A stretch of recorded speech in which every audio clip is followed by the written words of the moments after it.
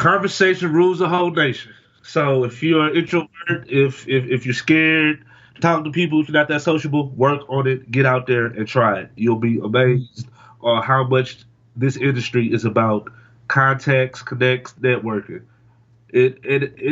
My parents used to tell me all the time. Sometimes it's not what you know, it's who you know. That's super true. So you got to get out, man. One, two, yeah. Come on.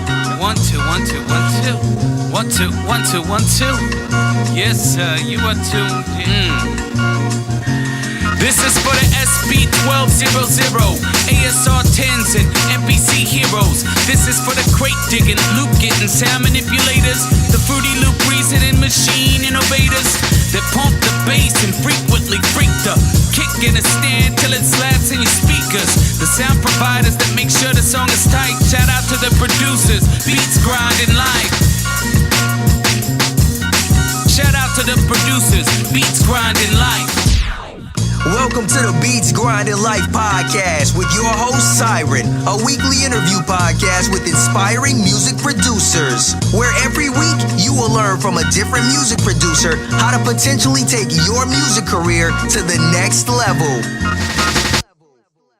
Today's episode of Beats Grinding Life is brought to you by Audible. Get a free audio download and 30-day free trial at beatsbooks.com.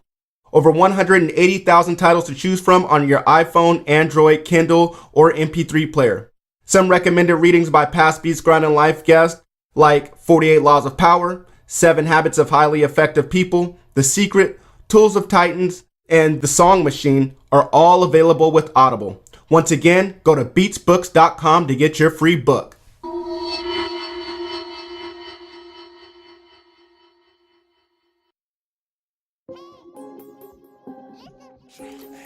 What's up, Beat Grinders? This is another episode of Beats Grinding Life. I'm your host, Siren Beats, and with us today we have Drum Addick. Drum Addick is a music producer and sound designer that, if you couldn't tell, takes pride in his drums.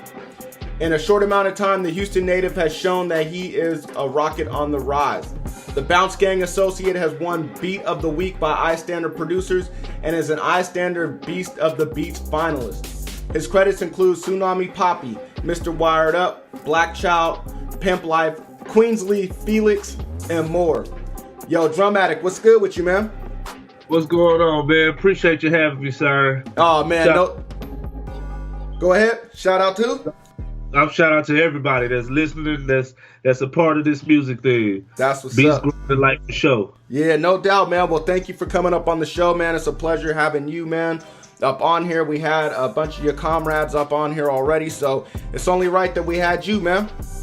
Man, I surely appreciate it, man. I love the squad, Bounce Gvng. Appreciate iStandard. We have a lot of stuff going on individually and together, so y'all stay tuned. Yeah, no doubt, man. Well, it's crazy how small the production community is. You know what I mean? You just named iStandard, and there's so many people that have come from iStandard. It's like an alumni, or it's kind of crazy to see how small the community is. You know what I mean? Yeah, I was doing a lot of music. I've been a lot of places. I did some things that a lot of people wouldn't believe, and so when I got when they reached out, one of the reps reached out to me, I was apprehensive because, since I've been around, it's like, here's another one of these get rich schemes, or just right. people that. So I have cousins that's in the industry that's been signed to Arista Records and stuff like that. So I reached out to them that actually stay in Atlanta. Right. He's like, I heard of them, but talk to them. Mm-hmm. So I said, you know what? I'm gonna go ahead and give it a shot. Asked a few people, family. They was like, what do you have to lose? Right. That's true. I said, all right. So I went ahead and did it, and I can't lie to you. It's been one of the best things that I've done for my production career, for my career musically, period. Because it's with iStandard, it's not even about if you win or lose. Yep. Of course you want to win because you're competitive, but it's being around like-minded people. Being around people that's in the industry that are down to earth that could just give you that push or just that one thing that you might have needed to hear. So I appreciate iStandard for providing the platform for us. No doubt, me too, man. I have the same sentiments, man. iStandard producers, shout out to you guys. Big shout out to you guys for everything that you guys are doing. You guys are changing lives and linking people up, and it's dope. No, there's nothing out there like it. Beat grinders, if you guys aren't already connected with iStandard, please hop over to their website. iStandard producers, sign up for a showcase. Do that. You guys just heard it from Drum Addick himself. That's a testament right there. So you guys need to hop on that. Man, well, I mean, you already spilled the beans a little bit on some of who you are, man, and what you're about, man. But why don't you expand on that intro that I just read off on you, man, and let the listeners know maybe a little fun fact that they would never know about you. All right. So, if you're from Houston and you've been around Houston for a while, you might know me more as HP than you might know me as Drum Addick. Okay. I rap good with the pen. So I was on Color Changer Click Bobby Boucher mixtape with Paul Wall. Right? Oh, damn. Okay. That was in 2008, I believe. That's when around college years. Mm-hmm. So that's one thing a lot of people may know, may not know, but they don't know me by Drum Addick. Okay. Then another thing a lot of people don't know is me and a guy named Diction that's on that song together. Mm-hmm. We opened up for Fabulous in Canada, in Toronto. Oh man, that's dope right there. Wow. It was super crazy. A lot of the things that I've done that people won't believe or won't know, I've done as an unsigned artist. That's dope. The last thing that I dropped for you guys is I was part of Live Nation, not the promotion company. Live Nation was a group, a label. Tsunami Papi, who used to go by Ready Red, was the main artist. You have L1 Inches, who was the lead producer. I was the second producer. We have a song called Work, WURK. That's out. You can check it out on YouTube. Okay. We actually signed a deal for a year. I won't disclose all of that info, but it didn't go like we wanted it to. It was just a single deal, but that taught us a lot. So I've been around a long time, so I hope. Man. Veteran to the game, man. Football, So everything. Maybe that intro was a little wrong. I said in a short amount of time, you've done a lot. Yeah, that's cool though. As being known as Drum Addick, right. I will say I've done a lot in a short amount of time. Okay. But it's just because I've been here, been there, been around for a while, and know what to do, what not to do, and I'm still learning on those same things also. Right. Yeah, that's what's up, man. Well, Beat Grinders, you guys got some homework to do. We gotta check out Drum Addick's bars. We gotta look him up as HP and hear what his bars are like. I'm trying. You know what's crazy? What's that? Everybody, like, it's definitely a Bounce Gvng, but a lot of cats that know me, they like, you gonna drop that project? When you gonna drop that EP? Stop playing. People need to.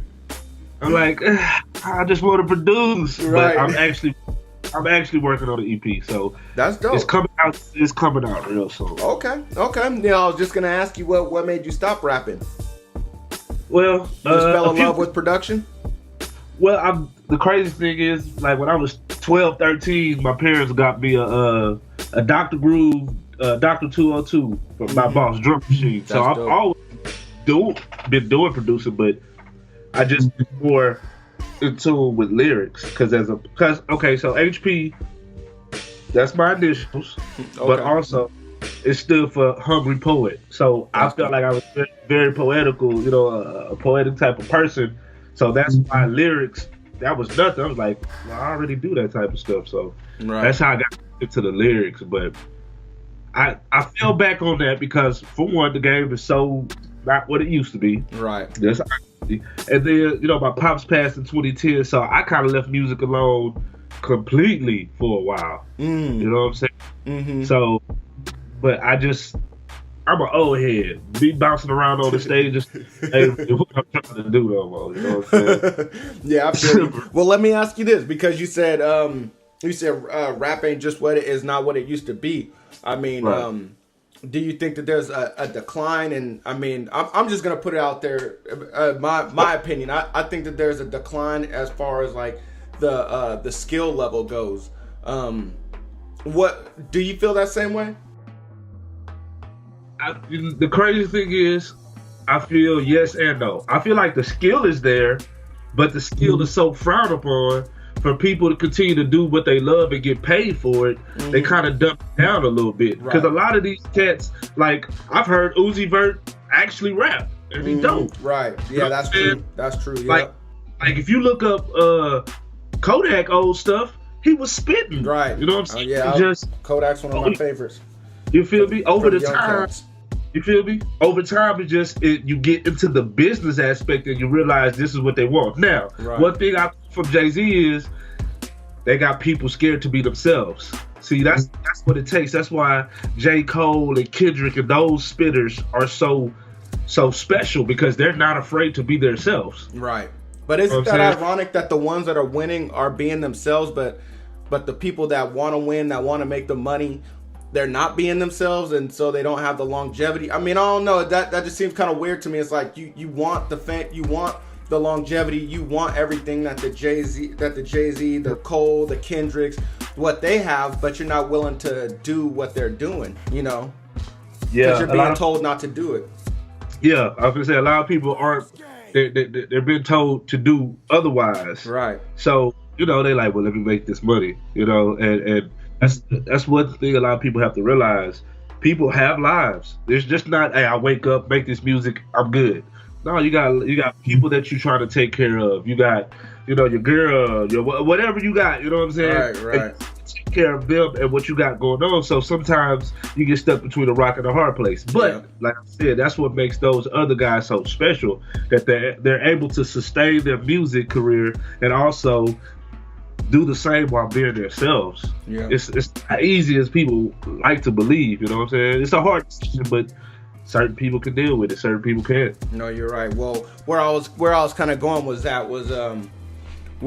mean, I think that the skill, I think that the lyrics in the game have declined, but I feel like on the production side, I feel like the production has gotten better and better as time is going on. Right. I think that has to do with the products we have, the software, the ingenuity of the music, and everything that. And more people have access to it too. That increases the pool of people. Right. Now, I will say that the new school, skill-wise, can't compete against the old school skill-wise, because the old school are more musicians. Right. Meaning they play instruments and things of that nature. But the production is getting, it's crazy. The things that I see some of these young cats do without keyboard, like controllers and MIDI controllers and keyboards, they're clicking in with the mouse. It's incredible. You know what I'm saying? Yeah. And I won't be the old head or the person to knock them, because skill is skill. Now, sometimes your pride get in the way. You like, man, it's just like the DJs with the Serato versus the vinyls. You're gonna have some type of resentment because it wasn't that easy for you. Right. But you have to realize that it's called growth. Evolution. Yeah. Things change, times change. So you get with it, or you get left behind. It's technology. Yep. You have to embrace it. And you got to think too, if you were born when these young cats were born, you'd be using the same things they be using. So yeah, so it's not really so cliche or bad. It's just not your generation. Yep, that's true.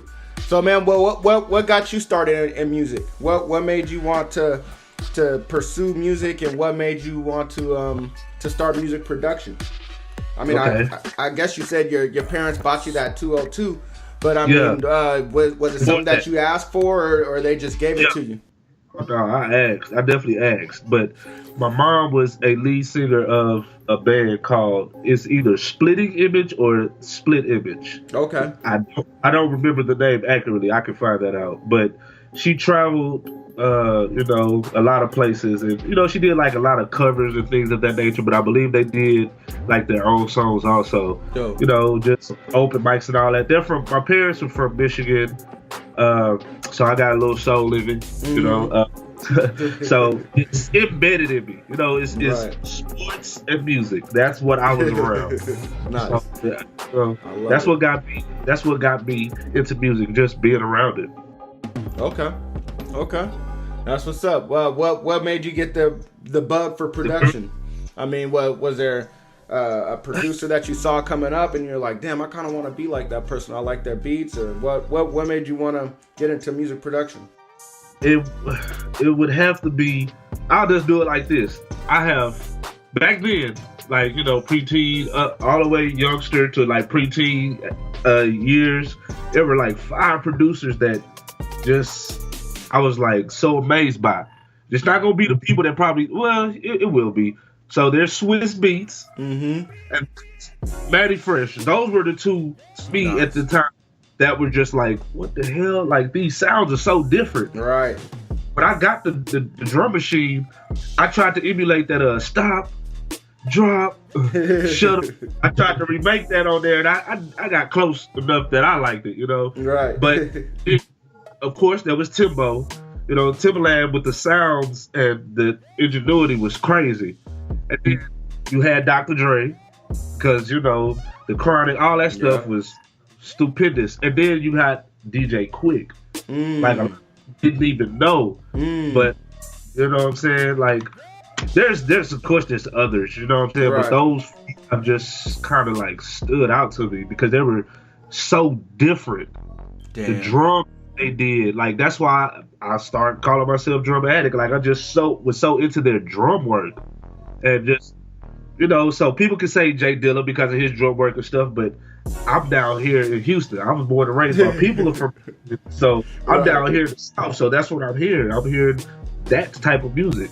Right. So those 5, I would give credit to making me want to, like, really get into production. And then there's people out here in Houston too.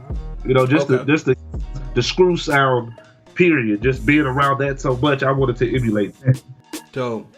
Okay, that's what's up, man. I mean, well, you mentioned 2 names that don't get mentioned on here that often, and that is Manny Fresh, which I don't know why, man. I think Manny Fresh created. I mean, he was the leader of that era to me as far as production goes. Oh, go ahead. I would have said beats wise, like, that's why Wayne and that's why the Hot Boys was just so hot, and even Beats by the Pound, because you got to give Beats by the Pound because with No Limit. But in terms of Matty Fresh, like you said, that era, man, he was everywhere. The Hot Boys didn't even have to go. They didn't even have to go get a other producer. Like, they just used that's true. Like 95% of their beats, and nothing sounded the same. That's true. It had the same feel, but it didn't really sonically sound the same. Right. That's crazy, man. That's crazy when you think about it. I mean, he was the only one doing all that. I mean, for all those dudes, it's kind of like RZA of the Wu-Tang, Yes. That's crazy. Yes. So yeah, he should definitely be recognized a little more than what he is. I think because he's fallen back and we don't see much of him now. I think people have forgotten about him. He's so humble. Yep. Yeah. And then DJ Quick, not that many people mention him, but he's definitely a legend. And I'm over here on the West Coast, so I definitely know about Quick. And I mean, I grew up on Quick. I remember him back in the 6th and 7th grade, way back in the 90s. So yeah, man, Quick has done so much for the game, and he's not recognized either that much. So thank you. For sure. I mean, I know what you just say. I definitely don't have a problem speaking up on people like Quick, because those are the people that gave me hope. Like, even though they were on, they were getting like overlooked, and I'm like, well, I'm super different. I'm like super, because I'm from Houston, but I really don't sound like Houston. When it came to me rapping, I didn't sound like I was from Houston per se. Right. And then I got the stuff that's from Michigan that's embedded in me. So I have that soul mixed with a slow flow, or that soul mixed in with slow production. Like, I'm like, they're not gonna really accept me, which is cool because I want to be that different guy. Right. I was so pissed off when Outkast came out with the name Outkast because I was gonna try to use that as my rap name. Right.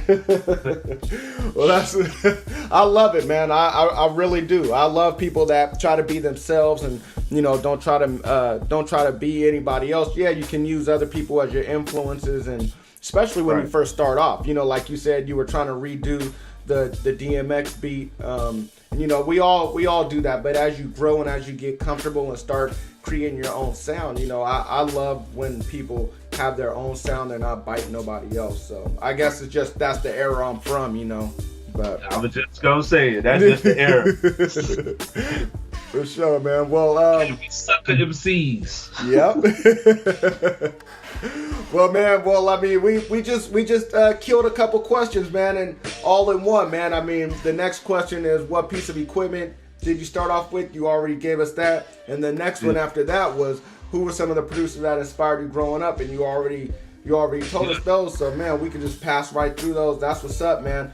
But unfortunately, man, we fly right by those questions, and then we're gonna take a dip because I'm about to ask you about a setback or a failure, man. And this is the part that everybody hates to talk about because, man, nobody likes talking about failures or setbacks. But I'm gonna do it to you, man.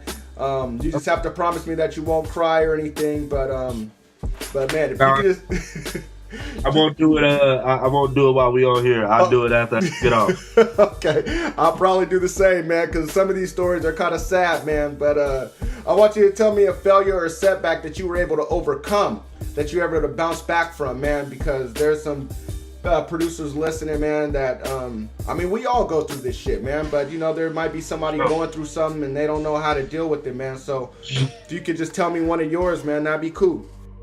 Okay, well, I'll give a few since we skipped those questions with them. The biggest thing that I'll say I've had to overcome is self-doubt. That's what I'm dealing with right now.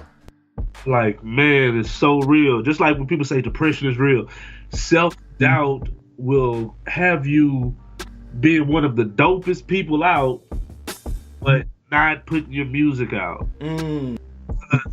What we do too much as producers, especially, but as people and musicians, what we tend to do is we put ourselves up against people that we think are dope, right? And try to gauge how good we are by how good they are. And life just doesn't work like that. They're gonna be dope in the way that they're dope, right? But what you bring to the table is you, because nobody can do you. Like, What helped me a lot with that, it definitely has to do with iStandard. Like, it's people along the way that's in my life that help me, because I have a lot of support, whether they're buying stuff from me or they're telling me your ass and do it. Like, I have a ton of support, and they're just a testament to keeping positive people around you. That helps. But I went to one of iStandard events. It was Beat Camp in Dallas. I believe it's 2019, so it was about 2017. Okay. After the showcase, like a week or so after the showcase, the first showcase I entered. Focus 3 Dots. If you don't know who he is, that's your fault. You should. But anyway, right. Check him out. But he was on stage, and he played some of those fire tracks he had and showing us a little mixing techniques and all that. Then he gave us the story about when he was in Aftermath. And as you can imagine, being in front of Dr. Dre, you're so starstruck and so like, oh my God, this is freaking Dr. Dre. Right. So like, he was trying so hard, like, people didn't know, but he was trying so hard to emulate Dr. Dre when they would start making music. He was like, what would Dre do? How could I make this like Dre? Right. For a whole year.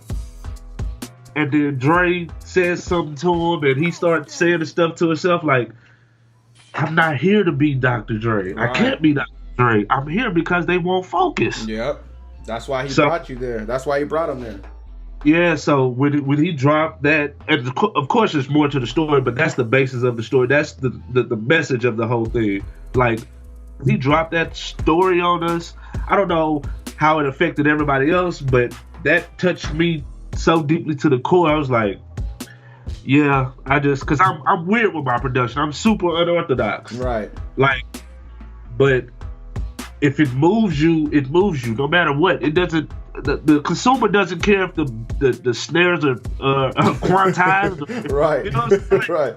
Just be so technical sometimes instead of just making something that feels good. If you have an artist that rocks with you, stop being so damn greedy and trying to get money out of all the time. Because if you really rock with this artist and this artist really rocks with you, and it's a mutual like and a good relationship, work with that artist. There you go. There go your sound is being created and crafted. That's what I'm doing with Tsunami. Like that's my guy. I've been doing it for like 10 plus years. Wow. And we both understand it. Like, I need you just as much as you need me. Now, can I get other artists? For sure. Can he get other producers? He has other producers, but our chemistry is crazy. And being out there, getting off my ass, it helped me overcome self-doubt. So self-doubt was my hugest thing. And the way I got over it was just getting out there, man. That's not dope. being afraid to fall on my face. That's dope, man. Well, thank you for that. That's something that I suffer from. I'm sure, there's some listeners out there that suffer from it. I mean, we all do at some point. We all have that self-doubt that creeps in, but we got to push it out. And I definitely appreciate you coming through with that, because I mean, to me, you're giving answers that aren't typical, and so everything that you've said, I don't think that we've heard self-doubt on here before, and so that's something that we definitely have to bring up. It's something that we all go through, and man, I appreciate that, man. Thank you. Problem. Let me let you know. Okay, of course, I knew that questions were coming, right? Mm-hmm. I made sure that if you sent me questions, I didn't look at them. Good. That's good. I did not want to be quote unquote prepared, because that way I would give honest answers and like just real give you kind a real cliche. conversation. Yeah, for real. I didn't want to be the cliche answers. Right. Well, that's what's up, man. Well, thank you, man. One thing I was going to say was, I thought it was interesting how you said the only way to get over self-doubt is just putting yourself out there. This may be way off track, but I heard somebody that said if you're tired, the only way to keep yourself from not being tired is just get up. You got to move. You can sit on the couch and be like, oh, I'm so tired, but the moment that you get up and start doing some jumping jacks or something, you're going to get that energy. So it just kind of reminded me of that, just the only way to get over that self-doubt is put your music out, put your music out, and then, that self-doubt will start going away eventually. And especially if you hear some people say, oh, that shit is dope, that self-doubt is just going to go away. So thank you for that, man. That's a reminder that I needed myself. I don't put music out as much as I should, because I'm always like, what will this person think? I think a lot of times I make music for other producers, like you said, right? The consumer's not going to wonder about the snare, but I'm like, well, will other producers know that I got, I'm using a drum loop from so-and-so, or so shit. Creativity is creativity, because I tell you right now, I can't get on a horse and compete in the Kentucky Derby. Right. So that's what we gotta remember, you know what I'm saying? Mm-hmm. Everybody can do what you do. So even though there's probably some producers that may be better than you in your mind, that doesn't mean, because everybody don't know how to do it. That, like you said, that consumer that hear that shit, that like it, they gonna like it regardless if it's a stock snare or EQ just the right way. Like, right.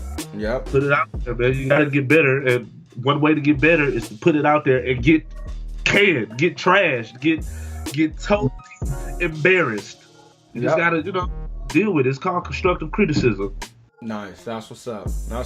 All right, man. Well, we're gonna hop on the other side of the fence, man. We're gonna talk about your greatest achievement. What is your greatest achievement? What would you consider that shining moment in your career thus far? I'm gonna piggyback on what we were just talking about, because of self-doubt, even when I did enter those showcases, I was confident before I got there. You know what I'm saying? I was even confident when I heard other producers playing their beats. Mm-hmm. Then when I got up there and I didn't get the response that I thought, I was like, what the fuck? And then what it was I didn't know how to mix correctly. Mm-hmm. That's always been a problem. So it didn't translate to the crowd or through the speakers like I wanted to. So self-doubt snuck back in. But, due to people that's around me and just me bumping into certain people, I'm going to drop that name, shit. Risco Funk, Speedo Boy, Mini Monsters, like those cats had a lot to do with it. Because they come over to the crib. We kick it, you know what I'm saying? They're part of Bounce Gvng.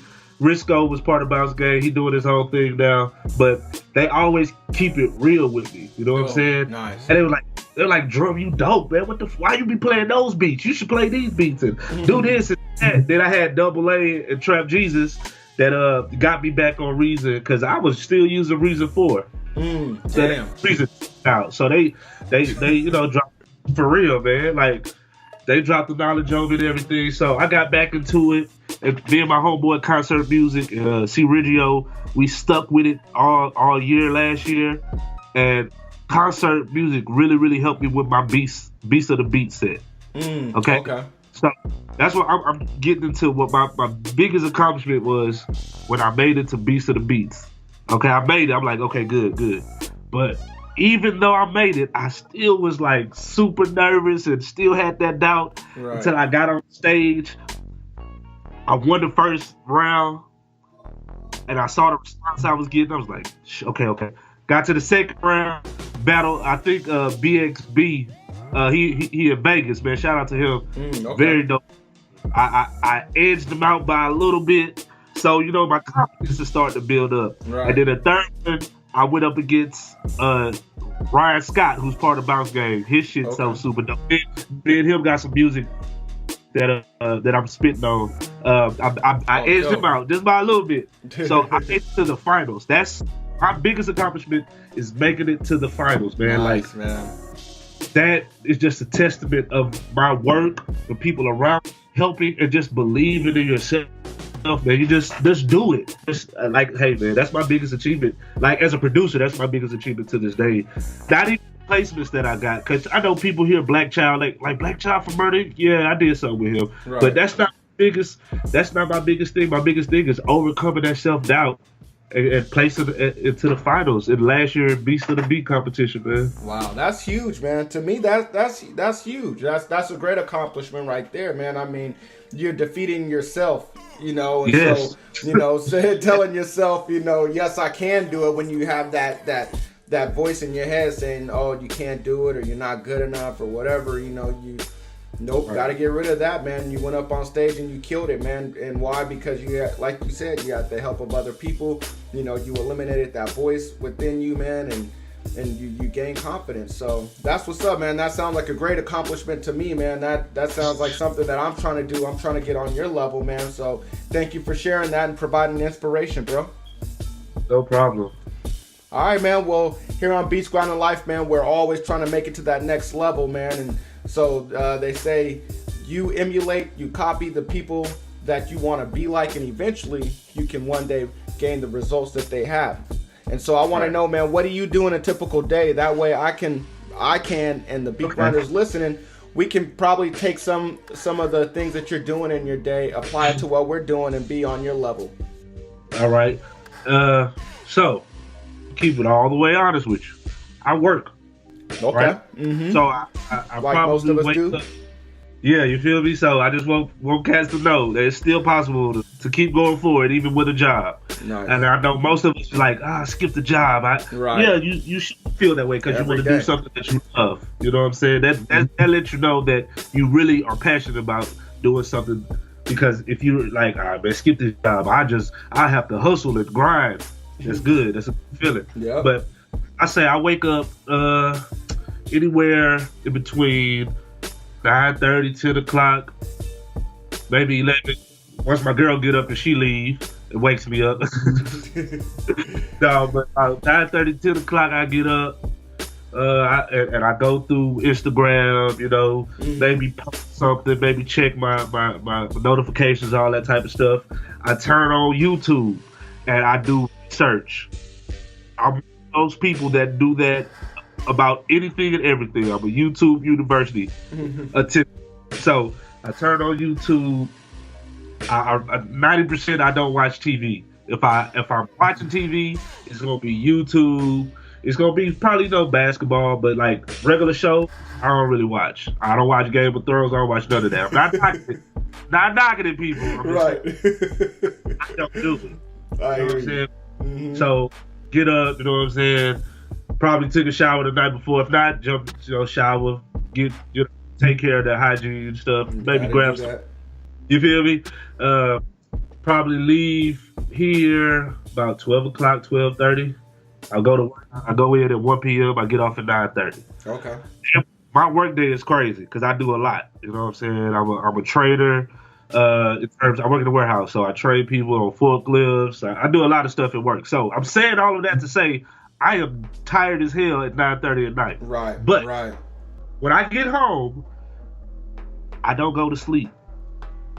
I don't cry about me being tired. You don't sink in the couch?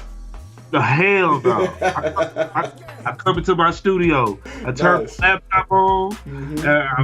I probably turn like YouTube on, turn the volume down, and just have some type of crazy National Geographic shit showing just to create some type of atmosphere. And like I said, I turn the volume down and I either mix a beat or listen to something, or I try to stay creative and keep going. You know what I'm saying? Mm-hmm. That's my normal day. My Tuesdays, now let me break this down. My Tuesdays are the big studio day. I come home, get home around 10:30, jump in the shower. I go to the studio. I don't leave that studio with Tsunami. We don't leave that studio until we get there probably like 11 at night. I don't leave till about either 4 a.m., anywhere from 4 a.m. to 6 a.m. I promise you. Nice. I come home, relax, you know what I'm saying? Get up, do it again. Wednesday, Thursdays, and Fridays are me going out to the clubs and pushing the songs that we have. Okay. So if you want to do what I do, it just take effort. Right. That's what's up, man. That's what's up. Wow. What are your off days from your job? Are you off on Tuesday? Is that why you're able to do that? Hell no. My off days are the weekend. Okay. And so you're staying up till 6 in the morning, regardless. I mean, whether you got to work or not, you're pushing it because that's the only time you can get in with Tsunami, right? Yep. I mean, I got the everything here at the crib, but you know, I don't have it to where I used to have it because the space a little bit smaller. Like in my other places I stayed, I've had it where I can record here and everything is good. I just take the vocals or the session to the big studio and get it mixed. Mm-hmm. But with the setup I have now, which is gonna get better, but with the setup I have now, I don't record here. I don't have Pro Tools here at the crib, and I don't want to.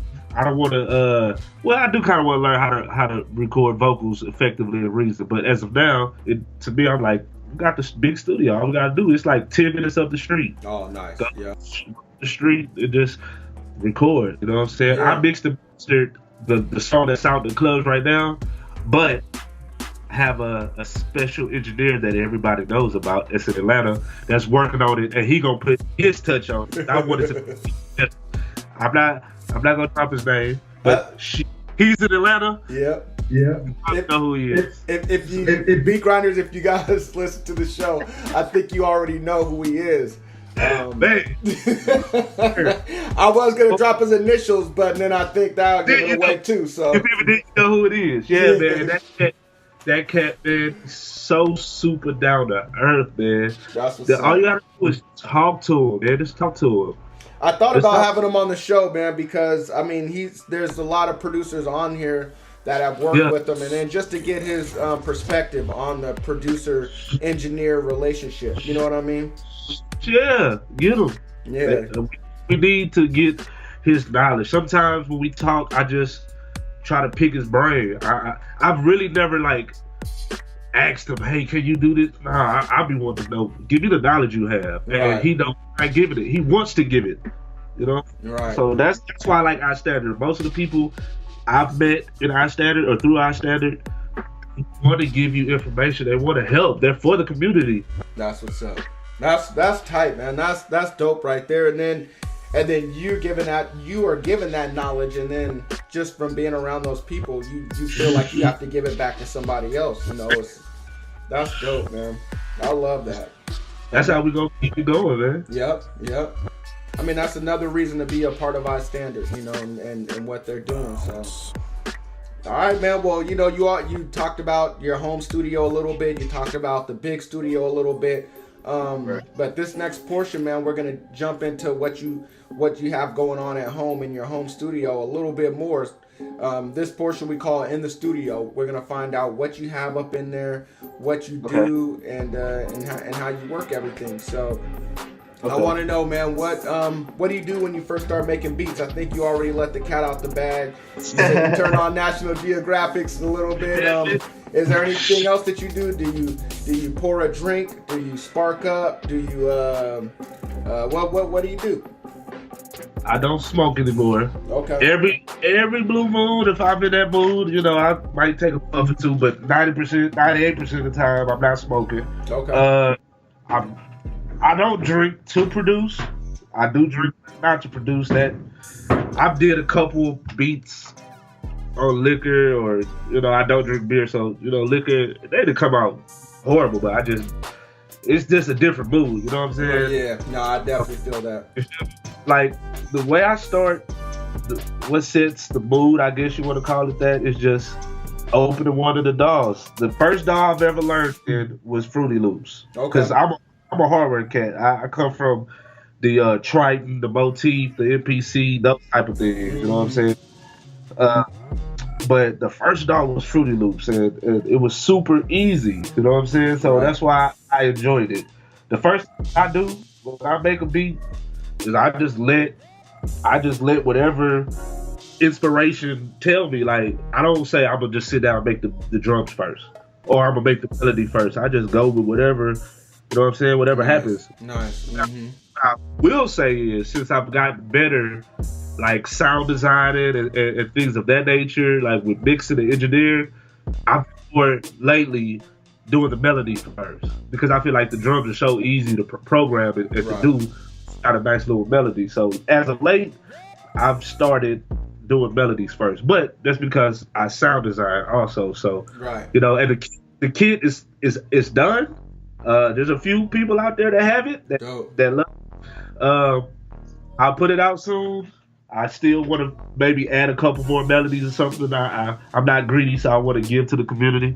But that's how I start off. I start off with just the inspiration. Like there could be something that I hear on the way home. You know, I listen to Sirius Satellite. It could be anything. It could be I roll the window down and I hear a bird chirping. I'd be like, oh shit. I'll come to the tip and search for a chirping bird and just tune it a little bit different. Or I record it with my phone and just bring it home, drop it from the phone, tune it, change it, and do stuff like that. You know what I'm saying? So yeah. I'm different. I don't have a per se set thing that I do. Just go off inspiration. That's dope. Okay. Well, without giving away any secrets, what are you listening to in the car? I mean, what kind of stations? Is it just hip hop, or are you listening to any and all kind of genres? Everything. Okay. I've been like that for a while. Yeah. I mean, that's cliche that producers say I listen to everything, but I actually do. And being around Bounce Gvng, it's 30 of us. Everybody don't like the same thing. You know what I'm saying? Right. Mm-hmm. And with some of the opportunities and placement opportunities we've had, they weren't hip hop. They weren't even pop. They weren't even R&B. I'm talking about stuff like K-pop, J-pop. We've had, you know, so you got to be well rounded. You know what I'm saying? Yeah. But one thing that I'm doing now is really listen to Tsunami. Like, because we got a project we're working on. So I'm trying to make sure everything sounds good, because I'm the head engineer on the project, so I'm doing all this stuff. So that's dope. I do prepare, listen to the radio, listen to our stuff. We got to turn this up. I have to turn that down or whatever, you know.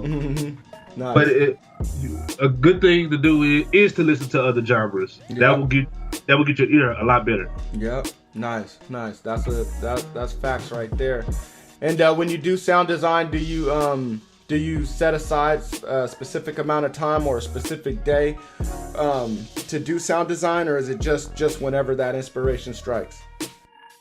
I think both. I try to set time. Set a day. Like Saturday has been my day to like really indulge in that. And then, like I said, my boy Concert Music will come through and we'll collab on some tracks and stuff. Or like he good with a lot of stuff, like graphic design. He does a little photo editing. He the one that designed my logo. Also. Oh, nice. He does video editing. He does a lot of stuff. So he'll come through and probably like record me. Like recording, like I got a water bottle. I'm tapping the bottom of the water bottle. He recording me as I'm doing it, so people will see when in my kit when it says bottle thump kick. That's where it comes. He thumping the bottom of the bottle and stuff like that. So that's dope. Saturday is normally the day that I try, but there are times I come home from work and I'm just like super inspired and I just do it. So nice. I try to set a day aside, but life happens, so sometimes it doesn't work like that. Yeah, I definitely understand. Definitely understand that. Okay, well, what's a not so secret weapon you got in the studio? Not so secret weapon is the Akai MPK Mini. The reason I say it's a secret weapon is because I travel. Nice. And it's about the size of your forearm. So, wow. You know what I'm saying? And it has the pads. It has the modulation knob, the pitch knob, all in one. It's like a joystick. So, say you have your arpeggiator on it, the tap tempo. You have your note repeat. Then you have your knobs where you can actually match into your I'm forgetting the words now. Your knobs that you can turn that control the knobs on your VST. Okay. Oh, nice. That's dope. So it syncs up, and you can just you don't even have to go to the computer and press anything. You can just adjust everything on the keyboard. It's only 8 of them, but that should be well enough. Yeah.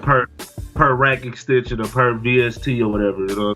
That's dope right there. Damn. Well, I mean, Trap Jesus, he mentioned this. Did he say that was a secret weapon? I can't remember, but yeah, he mentioned that and said he had the same thing. So travel.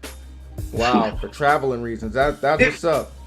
Even studio to studio, you know what I'm saying? Right. Like I used to have that big ass I haven't used it so long, I forgot what it's called. Axiom. Shit. I used to have Axiom 25, and it's bulky. Right. You can imagine traveling from Texas to Georgia, from Houston to Atlanta with that thing. And then you find on the plane, you're like, man, I'm gonna keep this close, but it's so big, fitting in your backpack ain't gonna work. Right. You feel me? Or you can't put your carry-on because it's too big. Right. So now you gotta worry about, damn, man, they gonna break it. And I had it under my seat in a big ass duffel bag, and that shit was the most uncomfortable ride. I can believe it. So trust me, this right here is a lifesaver. Nice. And that just fits right in your backpack, right? Yes, sir. That's dope. Along with the laptop, along with the charger. Damn. See, I got a big ass Alienware, 15-inch screen. Damn. The charger is huge. That thing is huge. It's like a weapon. Like a big ass brick. Everything fits in my bag perfectly. That's crazy. That's dope right there. Damn, a big 15-inch screen. That's what's up. You can look at the 13. They're too small, man. Yeah, they are. Yeah, they're hella small. I'm squinting my eyes and shit when I'm on it. Yeah, I got a 15-inch too, and I looked at my brother. It's like, oh damn, how can you use this shit? So, yeah, man. All right. Well, what else do you got in the studio? What all is in your arsenal? All right. I'm getting ready to get rid of these Mackies. I got some old ass Mackie, I believe. Monitors. I'm definitely getting ready to upgrade to the HS series. Probably nice. get the 8. More than likely get the 8th, then get the sub. But the Mackies treat you well though? I know I used to have some Mackies too, and they were hella good until they burnt out. They good, but as far as mixing, they don't give you the low end clarity. Okay. You can't really tell what's going on with the low end. Yeah, I got you. And then, I've people know who Chris Wells is, right? Yep. Pretty sure that people know now. Me and Chris are real, real cool. You know what I'm saying? Like, anytime you come to Texas, he stays here with me. But anybody that's in Bounce Gvng, most of the time they come to Houston, they're going to stay with me. But, like, when he came through, even Double A came through, they was telling me, you might want to get such and such. So when I get those ears on stuff and I get the knowledge from them, I take action. I take heed to it. So Chris is definitely one of the guys that was like, yeah, man, you definitely, because you start to mix more, so you definitely want to get you some different monitors. But nice. I have the piece, the APK. I got the old school Steinberg UR22 MK2. That's the interface. Nice. I got the Pyle PLTT B3U, which is a turntable. Okay. You know what I'm saying? So if I want to do some sampling from the records, I use with the program that comes with that. And I have Reason 10 and I have Fruity Loops. Okay. And, I plug in Boutique. That's another secret weapon. Plug in Boutique. Man, they have some Boutique. I heard of them. Sorry, trust me. Go to Plug in Boutique.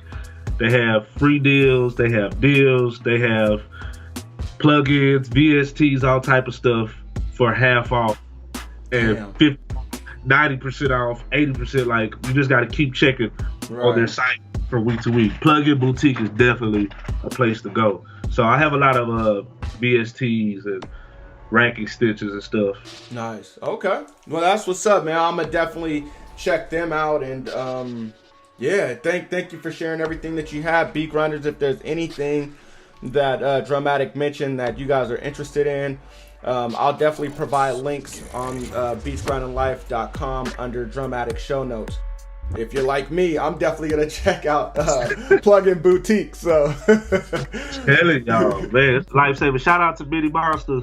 He the one who put me on it. Said, okay. Nice. Yeah, definitely. Okay, man. Well, this next portion is called In the Mix. We're just gonna speed things up a little bit. It's like rapid fire.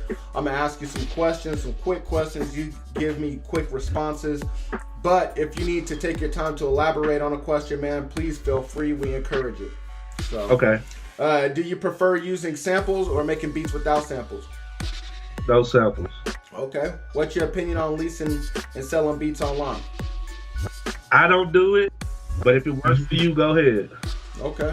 Plug in that every producer should have in their arsenal. Oh shit, this is elaboration right here. Okay. Right now, I don't know if I should tell people. See, but I'm one of the people that don't tell them. Share them. I'm sure there's a lot of plugins though. Okay, so I'm not gonna give that plugin up. Shout out to Chris Wells, by the way. I'm not gonna give that plugin up. Okay. But halftime is cool. Nice. You definitely need a good. I'm pretty sure everybody know about Sausage Factor. Yeah. That's a good to have. There's a couple other that I want to give. Get you a nice saturation plugin. Selig has one. SELIG. They have one. I believe they actually have a free one. It's a saturation plug. Would I have you a good EQ?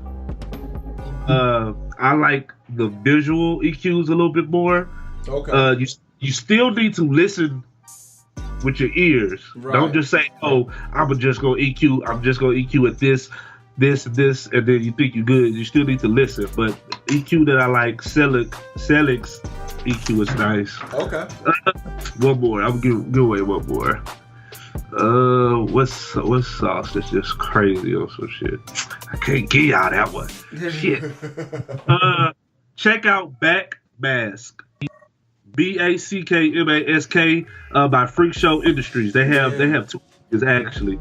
And again, shout out to Chris Wells because he established a relationship with those guys, and he lets people know about Freak Show Industries. So check them out. Yeah, Genius put us onto that. Yeah, that shit dope as hell. Okay. Well, thank you for those suggestions, man. I appreciate that, and you gave us enough. You gave us enough to get started without giving us the secret sauce. So hey, I can't do it just yet. Yeah. I feel you. So you gotta get that hit record, and then you can give it out. Shit. I feel that, man. Well, what's a book that you think every producer should read? I'm not gonna even give you a music book because most people say that cliche. I'm sorry, I meant to say it could be about music or it could be about anything, any book. Yeah. Okay, good, because I don't want to give the same answer as everybody else. 7 Habits of Highly Effective. Nice. Now, I'm pretty sure a lot of people read it or know about it. Mm-hmm. That's a good one. Not everybody though. Oh yeah, How to Think and Grow Rich. How to Become. I forgot. Now I forgot the damn title of the other one. Think and Grow Rich. Yeah. Nice. Is that by Napoleon Hill or the one by or Think and Grow Rich, a Black Choice by oh man, I can't. Okay. Nice. Yeah, nice. Those two. That's what's up. And I'll give something for those people that don't really read. Mm-hmm. Man, just go on YouTube and type in what you know what I'm saying. Just type in your whatever you're trying to find, man. Right. And you got to be careful. You definitely have to be careful because you don't want to just blindly follow stuff. But the information is out there. Just go do your like my boy Sid say. Go do your Googles. Right. That's what's up, man. Well, I mean, I feel like there's a theme on this episode, man, and you know, it's just definitely getting your mind right, man. Getting the right mindset. You know, earlier you said you talked about defeating self-doubt. You know, and the only way to do that is by getting the proper mindset. And the books that you just listed will definitely do that for you as well, man. So thank you for that, man. I appreciate that. Yeah, no problem. Beat Grinders, you guys already know how it goes down. He just mentioned 7 Highly Effective Habits by Stephen Covey and Think and Grow Rich by Napoleon Hill. Both those books are available on audible.com. So you guys can go over to beatsbooks.com. Go claim both of those books. You get 2 free books when you sign up, and you can check them out and get your mind right. Yeah, exactly. Check them out, get your mind right. You can also discontinue the membership after the first month. Keep the free books and not pay a dime. So you guys go over to beatsbooks.com. Go get both of those books right now. Is there an internet resource that you use that you think all producers could benefit from? When I say internet resource, I mean like a mobile app like Instagram or a website like iStandard.com. I got you. You definitely got to go with iStandard, but I'm an Instagram head. And it sounds crazy. You know, I'm one of the people that I don't really like social media like that. But I like the interaction of Instagram. You know? Nice. And if you use it the correct way, it could help you. Now, another thing that Sid always says is if you're on these social medias, on these platforms, and you just posting stuff, and I think Gary Vee says it too. Go check Gary Vee out. Yeah, definitely. If you're on these sites and these platforms, and you're not like posting and to send somebody to purchase something or to become your customer, or you know what I'm saying, then you're just doing it for the all of the wrong reasons. You need to have some plan or some type of direction where you want people to be and people to go. You don't want to just be posting on Instagram just for the hell of it. You know what I'm saying? So I'm working on getting my website. I'm working on actually getting some apps developed also. So I'm not just saying this stuff. I'm actually working on it. You know what I'm saying? So all of my social media, I want people to go to one specific place, or just become a customer, or even just become a fan. You know what I'm saying? Somebody that enjoys the content. Right. Nice, man. Nice. Yeah. I forgot what Gary Vee's book is called, like Jab, Jab, Left Hook, or something like that. But where he's just saying with the jabs, you're just setting them up, setting people up so that they can buy something. And so when you are posting, you're posting, and you're giving away free content or whatever, so that eventually you can give them something that they can buy. Man, we can't be consumers of Instagram and all these other social media things. We can't be on there just looking up whatever. We have to be on there using it as a business platform and trying to increase our brand as well. So that's what's up, man. Thank you for mentioning that. Because, I mean, a lot of times I get on there and I get lost. You know what I'm saying? Just scrolling, looking. I'm like, man, what the hell am I doing? I need to be on here being productive. So, remember what I said when I wake up. That's probably one of the first things I do. So I know I'll be on there for that, and then next you know, an hour has passed. Right. Yeah. But I'm doing a little research also, seeing what people are posting, seeing, you know, if my beats are doing this or doing that, you know. So I'm being a little productive. At the same time, I'm still a human, so I get lost too. Yeah, no doubt. Okay. Well, man, we're gonna slow it down a little bit, man. I just want to know, you know what? Because a lot of us on here, we don't have placements, and we want to know what it's like to get that first placement. So if you could tell us what your first placement was, and just describe the feeling, man, and maybe it can inspire some of us to go out and get it. Okay, now since how can I put it? Coming up rapping, or being known, I come up in the freestyle era, like in Houston especially, when DJ Screw was really, really big, 92, 93, like I come, like rapping wise, that's the era I came up in. So in Houston, and I'm pretty sure everybody knows now, I used to come, I'm about to be, like, you know, that's how the flow was. So I come from that. And I'm saying that to say, I've been around so many artists because I rap.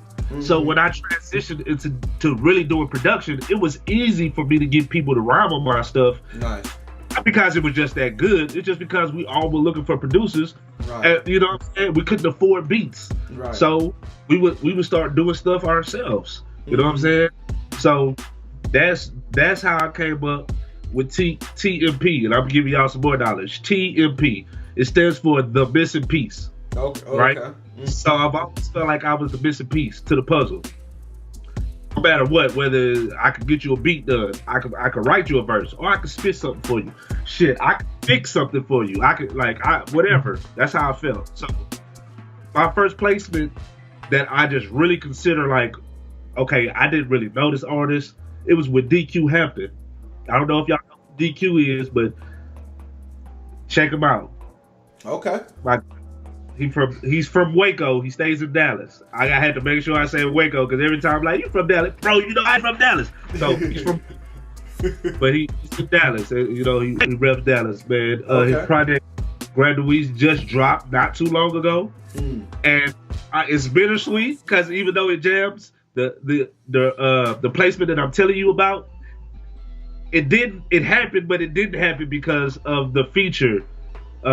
A lot of paperwork issues and things of that nature. Damn. But I still appreciate the fact that he gave me an opportunity and he trusted me because he has October 1st on the production.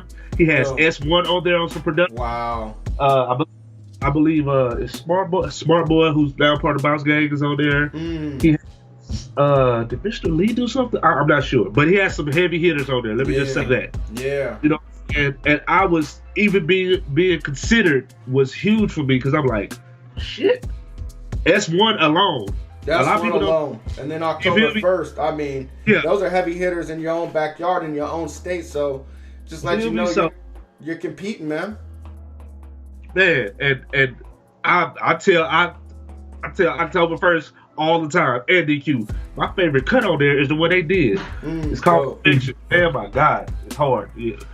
And then he got another one that's finna drop. We got about 5 Bounce Gvng members on there. So shout out to DQ. That was my first placement. And once again, I hate to name drop, but iStandard is the reason for that. No, as a matter of fact, I met DQ at a whole other event at Deep Ellum in Dallas. Okay. But iStandard is realistically the reason why our relationship actually happened because Beats of the Beats in 2017 is where him. That's where Bounce Gvng started too. So without iStandard, it would be no Bounce Gvng.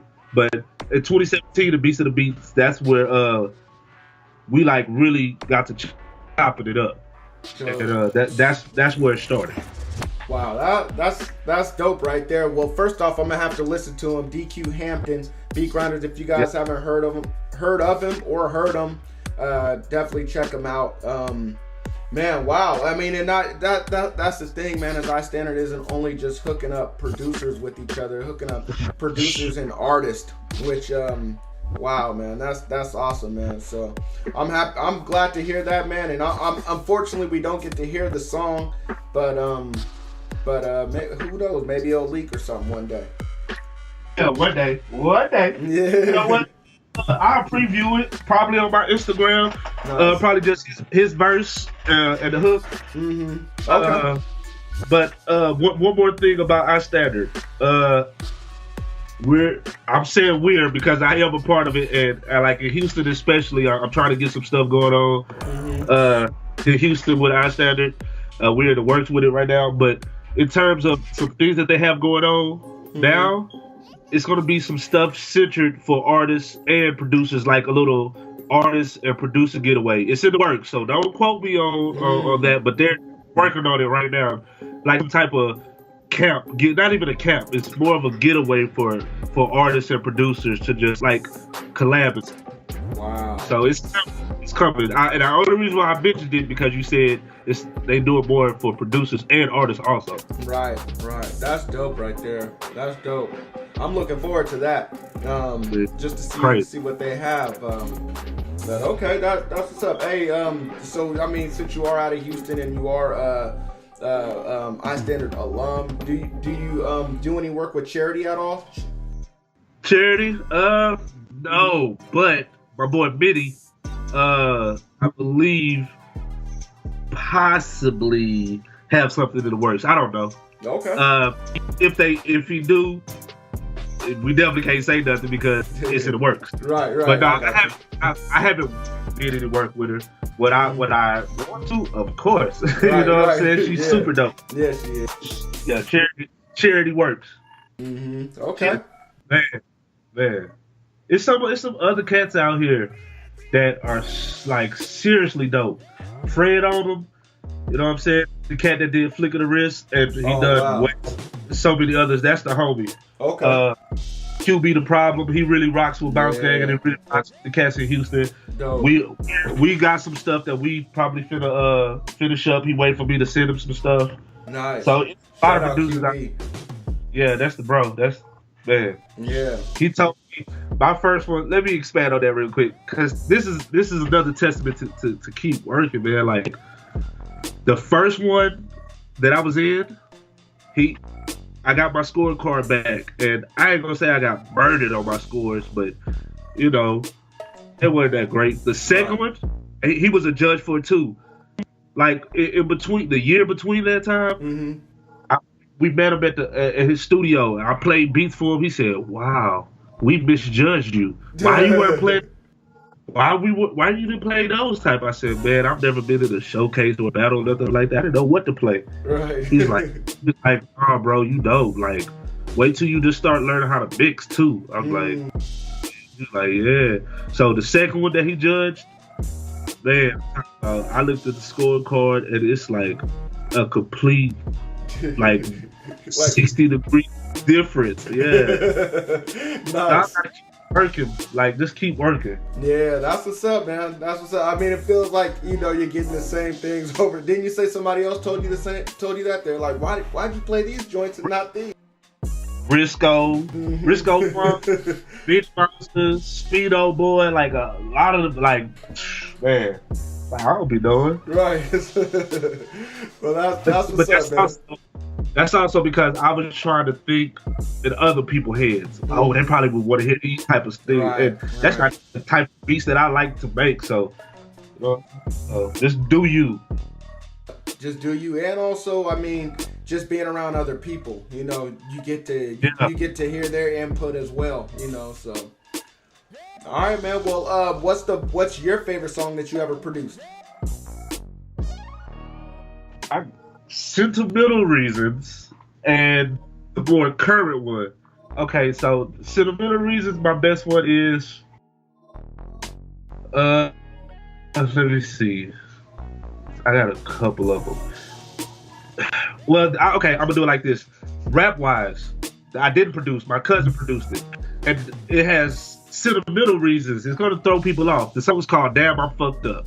Like, why does it have sentimental reasons? The reason why it has sentimental value to me is it was my father, like one of my father's favorite songs. The beat was weird and noisy and crazy and stuff, and so the hook, you know, is "Damn, I'm Fucked Up," and it sounds like that. My cousin did the beat. Shout out to Beezy.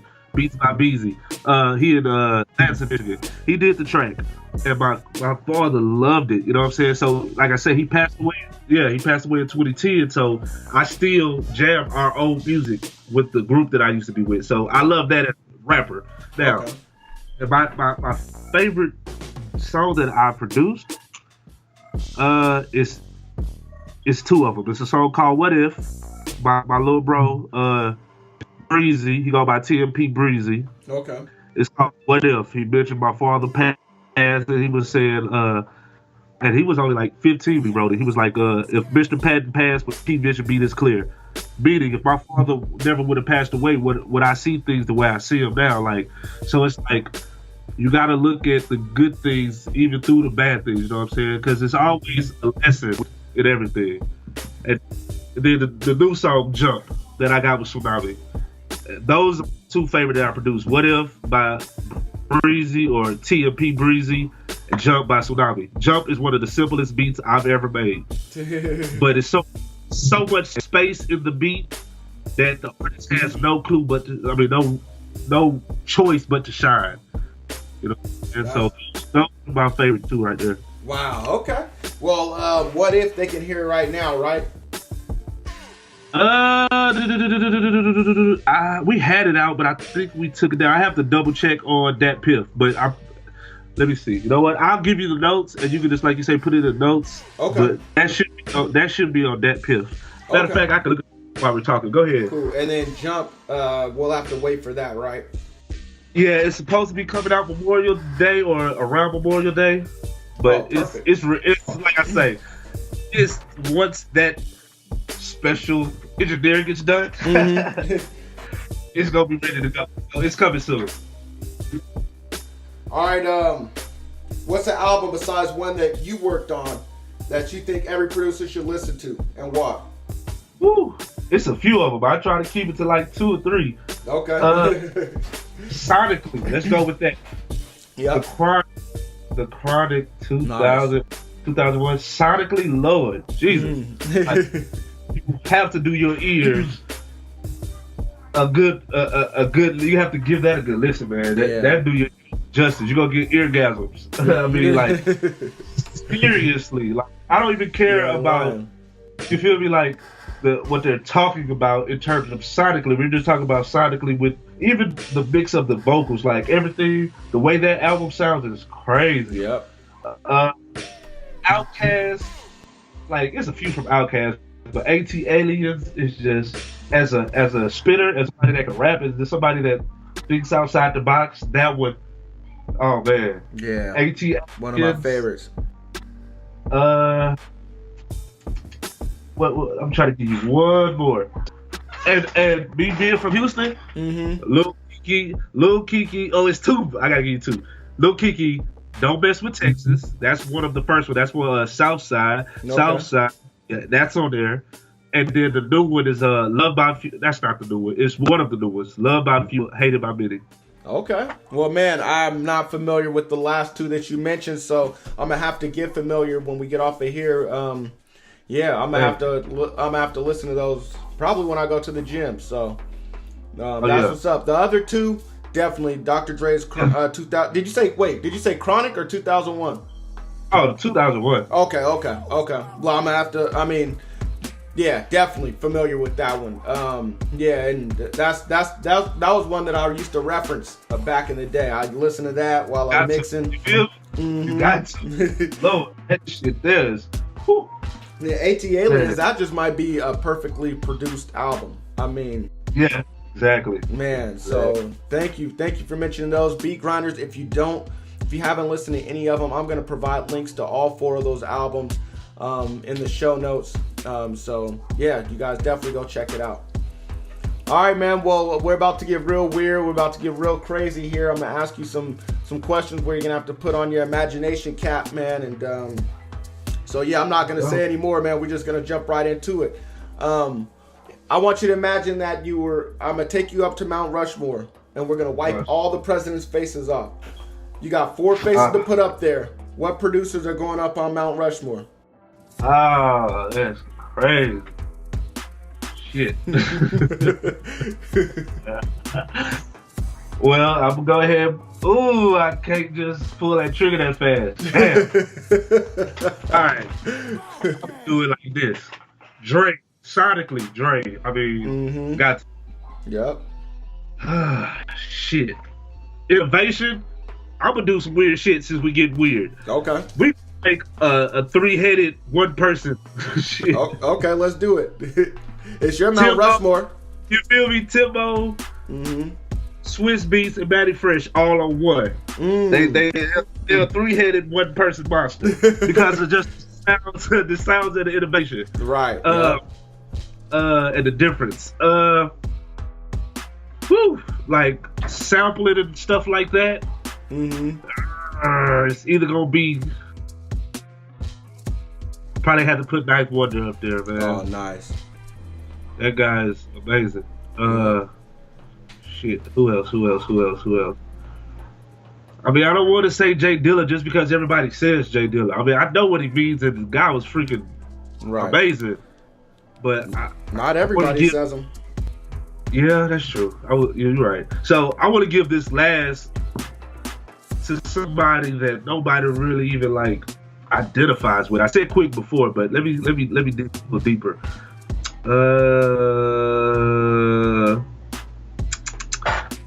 Pimp C. Nice. C. Pimp. That's that. C. That's that Texas. You feel if you don't know that Pimp C produces or produced, I should say, then go listen.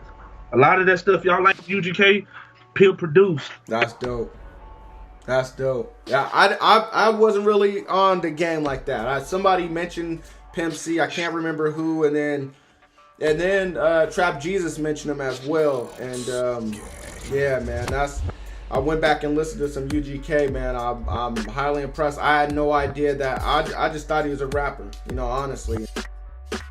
Yeah, I felt I was ashamed that I didn't know that, but but man, that makes for a crowded Mount Rushmore. But I think we can make it work, man. Especially because it's your Mount Rushmore, so you make the rules up. But that's some dope producers right there, and all these guys are different. All these guys have their own lane. All these guys are innovators, man. And so you got Dre, you got Timberland, Swizz, Manny Fresh, Ninth Wonder, and Pimp C, man. None of those dudes sound anything like each other. Yeah, that's what I enjoy about all those cats. They all different. Yep. While all just being dope. Yep. And when I say we talk about Mount Rushmore, that's not throwing shade on any other producer. No. Because everybody's super dope.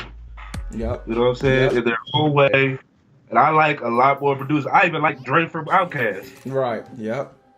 He's dope as hell. Yeah, he is. But he just doesn't have the work that everybody else has. Right.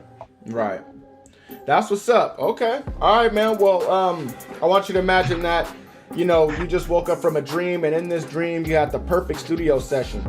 Now, in this perfect studio session, you have one artist, you have one producer to go along with yourself, so they're co-producing with you, one engineer, and one random person. Who are those 4 people going to be that make up your perfect studio session? And these people can be dead or alive, from any era, any time frame, it doesn't matter. Pac. Nice. And the reason why I say Pac is his passion. He's going to do 500 songs in that one night. Yeah, right. Not to say Biggie dope as hell, but I would go with Pac. Shit. Producer in that case would probably have to be Dre. Okay. Just because, he's a perfectionist. Yep. Engineer. Shit. That's probably a hard one. But engineer would be didn't whatchamacallit start off with the engineer? From Interscope? Who's that? Yeah, I'm crazy I couldn't remember his name. Dre's boss. Iovine? I think I believe he started off with engineer. I believe That's so. That's crazy. Jimmy Iovine? Okay. I believe he started off with engineer. Yeah. If it wasn't him, then I would have to be. Who else would I go with engineer wise? Yeah, I still can't drop a name. It would be him. Want me to drop one for you? I mean, if we're going West Coast, I mean, to combine like the old school Pac with today, man, maybe mixed by Ali would be cool. Okay. Yeah. I can hear that. I can. Yeah. Okay. So, Dre. Who else you say? What else? Engineer and producer. Random person. A random person. My pops. Nice. I would love to have my father. You know what I'm saying? Yeah, shit. No doubt, man. Still think to him here time to time. That's tight. That's tight, man. I'm loving that, man. No, that does sound like a perfect studio session, man. I think that your sound would mesh well with Dr. Dre's sound, and just having your dad up in there, man, would definitely be dope. You know, I mean, he's looking over your shoulder constantly all the time. I'm pretty sure. So, but mixed by Ali, and then you got Tupac, man. It don't get no better than that. So that's what's up, man. All right, man. Well, I want you to imagine that you just woke up from that you just woke up again, and you lost everything. This time you lost everything that you had. So there's no Bounce Gvng. There's no reason on your computer. There's no computer. There's nothing. All you got is your clothes, your $1,000 in your pocket, and all the knowledge that you've gained in the past few years on this new planet identical to Earth. What are you going to do to restart your career in 1 week? Whoa, shit. That's super weird. In 1 week? Yeah, 1 week. Okay, hold on. Let's dive into this. So I wake up. Yeah. Nobody's around. Nobody's around you. Nobody that you know. It's a whole new planet, but just like Earth. Okay, right. But we, I'm in an apartment or house or whatever. Okay. Right? Yep. Okay. That's cool. Yeah, you don't got to worry about living. Okay. Shit, $1,000. I'm probably not gonna use that $1,000. I'm gonna probably invest. Nice. You know what I'm saying? Nice. You know what? I'm gonna drop some real knowledge. This is what I would do. All right, if it's just like Earth, we got the same type of shit. What I'm gonna do is I'm gonna go down to the local court office. I'm gonna get some information about absentee owners. I'm gonna get into some real estate. I'm gonna try to secure a contract and an assignment, and I'm gonna try to flip these houses for free without no cash and no credit, and I'm gonna try to flip that. I'm gonna find me an absentee owner. That's what I'm doing first. Damn. And it might not work in a week, but that's gonna get me going and get me moving. Right. In the meantime, I utilize social media. You just have to get back on social media, but to get the career started in a week, shit. I mean, the career doesn't have to be up and running in a week, but what are the first moves in that first week that you're gonna make? That's what I'm trying to say. Okay. I'm gonna do some sound design videos. Dope, nice. That'd be musically, that'll be the first thing I do. When I'm talking about like doing the real estate stuff, that's what I'm gonna do to for sustainability. Just having some cash flow coming in to help, because that's a little financial freedom right there. But in terms of a week just to get it back going, I'm gonna do some sound design videos. Nice. I will show how to create some sounds and stuff. Okay, that's what's up. So will some of that $1,000 go to getting a camera? I mean, I guess in order to do sound design, if I had a phone, I would use the phone if I had a phone. That's but true. Don't have nothing. That's true. That's true. But I mean, you could easily go to like Craigslist and get like an iPhone or something like that for probably $150, $250 or. Okay. I would do that. Yeah, because you did say I didn't have nothing. Okay, so I would have to use some of the money. Yeah, I would go for the super best. You know what? No, skip that. I'm going out and finding somebody to do the video for. There you go. Nice. I'm gonna use the barter system. You know what I'm saying? You rap, or you got artists that rap or whatever. I'll do some beats for them. You record for me. Dope. That's what I'm gonna keep that $1,000 for as long as I can. Yeah, for sure. I hear you, man. Well, like I said, man, your questions aren't. Your answers aren't cliche. They're not typical, man. And so usually what we hear on here is I'll go on Craigslist, I'll get a computer, I'll get a DAW and headphones and get to work, you know. So you didn't do that. You said you go down to the courthouse, you would try to start flipping houses, which is great. And then you'll do videos. I love it, man. I mean, that's on the same lines as Focus. I know Focus said he wouldn't do anything without money. He'll just pray, stick with his family, you know, and try to see what the best outcome is. Some people say that they'll use that money for showcases. Try to get into showcase. Some people say they'll keep the money, hit up all the studios, see if they could use the equipment there, you know, intern there and keep that money as well. So the only reason why I asked this crazy question, man, is because there's people listening to Beats Gvng Life right now, and they want to know how can they get started without bread. Yeah, without bread and getting into music, man. I think that your answer may put them on the right road. So appreciate that, man. For whoever listening, don't take what I said and just be like, whatever. Go look into some real estate. Go look into absentee owners. Go look into those type of things. That's real. You don't have to have cash to get started in investing and dealing with real estate. Go look it up. Go look up Mark Whitten. He was on Breakfast Club. Go check it out. Man, as a matter of fact, you guys can pause this episode right now, Google it, and then come right back and finish the episode. So definitely go do that. I'm going to do that as soon as I get off of here. So thank you, man. Thank you for that knowledge, man. All right, man. Problem. Well, legacy, man. I want to know what does it mean to you? And when it's all said and done, when your career is over, what do you want your legacy to be? Just somebody that really stood by what he stood for. I guess you could say it like that. You know what I'm saying? Like, just somebody that people could rely on. You know, musically, of course, you know, I want to have plaques. And, you know, that's the cliche stuff that everybody, you know, probably would want. But I'm more so into having people know that they could depend on me and having people know that I'm going to go hard for you. As long as you keep going hard for yourself and stick by my side, I'm going to go hard for you. Like, I'm so much more into worrying about generational wealth and having everybody else do good. My legacy is more about how I treated others. You know what I'm saying? Like, and through music, I could affect people. You know what I'm saying? Like, I could get people employed, per se. Look at it that way. That's what I want my legacy to be about. You know what I'm saying? Someone that really cared about people and just try to help everybody that he could. Nice. I'm loving that, man. Well, that's what's up.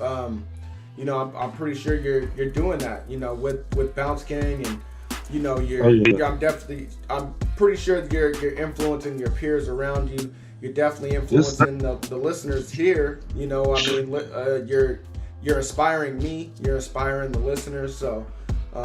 You're definitely doing good with your music, man. So appreciate that, and you're living your legacy out.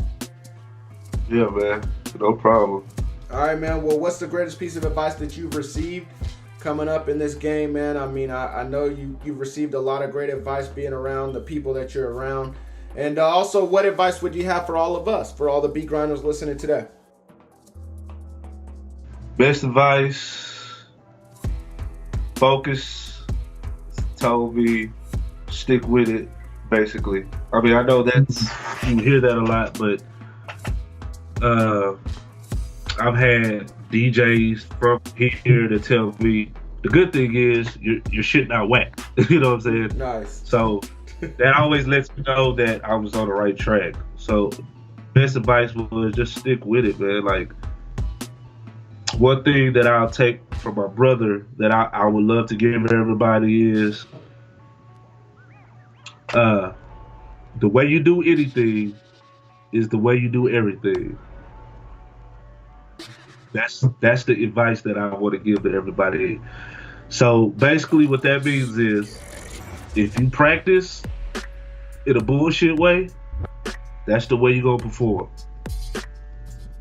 Just because nobody is there to tell you and push you to do that last set if you're lifting weights or shoot that last jump shot when you're in the gym, don't take that time off. Go hard. Go harder. Right. I guarantee you there's somebody else that's less talented than you are that's going 5 times, if not 10 times harder than you. I don't think that I'm one of the most talented producers out here, but I guarantee I outwork 80-90% of my peers. And the reason why I can wholeheartedly say that is I used to be short and small all my life. I didn't really grow until my junior year in high school. I was 5'5", maybe 120 pounds. I got up to 130 my sophomore year in high school. I grew like 5.5 inches, 6 inches my junior year, right? But you can imagine I was already a grade ahead, so you can imagine how small I was. Right. So I had to work extra hard to even be a part of the basketball team. Right. Of course, I can hoop, so I'm good. Just let me get on the court. But I had to prove that I was even capable of withstanding people, height, size, and the physicalness of it. Then I went out to the football field. They looked at me crazy, like you play basketball, you too small. So that's what I mean. I mean by don't give up, man. Like the way you do anything is the way you do everything. Just because someone isn't looking at you or you think somebody's not watching, doesn't mean anything. Yeah, you're only cheating yourself. Exactly. that's my advice, man. Keep that in mind. The way you do anything, the way you do everything. That's dope, man. That's dope. And also the way I look at it is, I forgot who mentioned this. Somebody said the same thing, and they said, so when you're at work or when you're doing your homework or whatever, you're like, you know what, I don't even have to put much effort into this because I know when I get out of here, I'm going to go to the studio and I'm going to put all my effort into that. Well, the way you do anything is the way you do everything. So if you're going to half-ass that, you still got that mentality of I'm a half-ass. So you get in the studio, you're going to do the same thing. So, you just got to be thorough in everything that you do. So, yeah, man. Well, thank you for that advice, man. That is great advice, beat grinders. I hope that you guys take that in and you apply that. I'm definitely gonna do the same. And anytime I think about half-assing something, I gotta remember, those words that Drum Addick just mentioned. So, appreciate that, bro. Yeah, no problem. All right, I came a long way, but that's how I feel about that now. Dope, man. I mean, hey, life is a journey, man. We don't all start off perfect, so we're looking at you as an example, and definitely it'll help us evolve. So, man, you're just an example. Thank you for providing it. Problem. All right, man. Well, if there's any more words for the listeners that you want to let them know, man, if you want to let them know what they need to be listening out for, what they need to be listening to now, and how to contact you, man. If you want to be contacted, that'd be great. Yeah, for sure. Conversation rules the whole nation. So if you're an introvert, if you're scared, talk to people. If you're not that sociable, work on it. Get out there and try it. You'll be amazed on how much this industry is about contacts, connects, networking. My parents used to tell me all the time, sometimes it's not what you know, it's who you know. Yeah. That's super true. So you got to get out, man. Yeah. I hate to say this, but I want to say it because I'm me. The rap game is like the dope game. I'm not saying become a hustler or a drug lord or nothing, but people that sold drugs told me the more money is out of town. So what that means is, in this music industry, it's the same thing. In the city, it's very hard to blow up in your city. Just off the rip blow up. Not saying it can't happen, but work, travel, like get out, go meet people. Something that someone says could be intended for you. Right. It could be 5,000 people in that room, and nobody gets the message but you, or you hear it in the way that you need to hear it. Like, I was a huge procrastinator, but get out I can't because my competition up early. They getting it. While I'm sitting here BSing, what I'm saying? So just get out and get it. Contact wise, and what to listen to? Yeah. Man, Jump is going crazy out here in the clubs. Nice. We're going to shoot like a little mini video and have a little party on Memorial Day, so that'll be coming out. You can look me up at drum_Addick, Addick on Instagram. Just follow me there. I'm more active on there. Or you can look me up at tmp.muzik on Facebook. On Twitter, I really don't be on Twitter. Okay. So those two, I'm trying to get it drum_Addick on all across the boards. So once I get that, that's how you'll be able to follow me. But if you really want to get in contact with me, hit me up on Instagram. That is the easiest way to get to me. Drum_Addick, Addick. In terms of production and what you should be listening to, listen to the radio. Listen to other genres. Listen for sonics. Don't listen to the songs because you like them or dislike them. Listen to see what's good about the mix. Trust me, your beat could be the best beat that you ever made. If the mix is horrible, it's not going to translate to people. It's going to sound crappy. That was one of my problems. So go look up how to mix on YouTube. Just look up some things. I don't have anything specific other than be on the lookout for Jump. If you want to listen to other songs I got on Spotify all across the board, it's a song called Hands on Her Knees. HANDSONERKNEES. It should pull up as TMP, like I said, the missing piece. I produced it. It's featuring Mr. Wide Up, who has a hit single called Walked In. You can find that everywhere. Okay. And then Tsunami Papi. That's on Spotify, Pandora, it's everywhere. Hands on These is a nice little club song. Gets the girls going.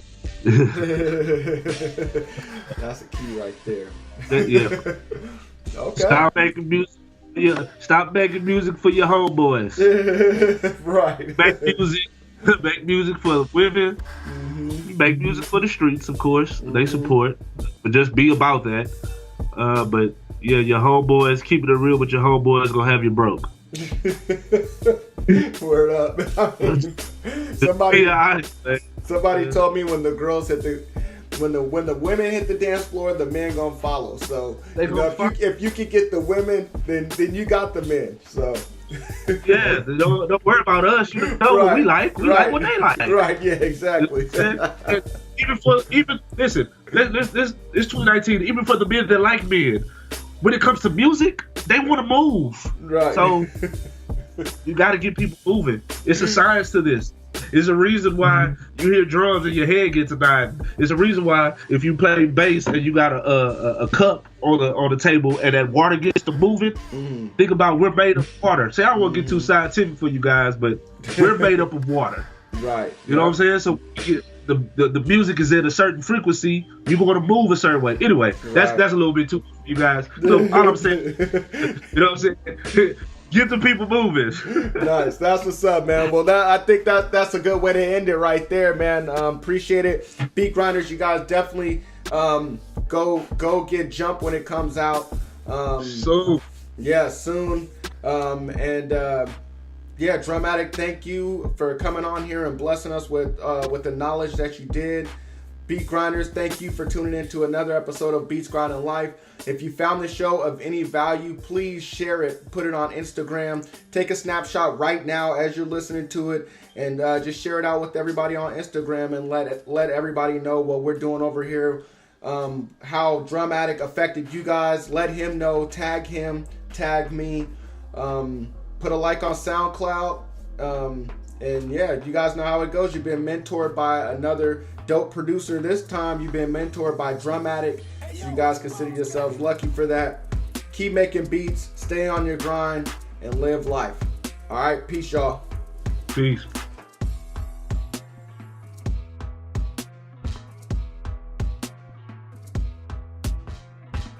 Here at Beats Grinding Life, we want to thank you for listening to another episode. We want to know what were your biggest takeaways from this interview. Just go to beatsgrindinglife.com and leave a comment on this episode's show notes page. Also, while you are there, go subscribe to the podcast on iTunes. Just click the little button that says subscribe. If you could, please leave a rating and review. Rating and reviews are the best way to show your appreciation because it helps more people find out about the podcast. So until next week's episode, keep grinding.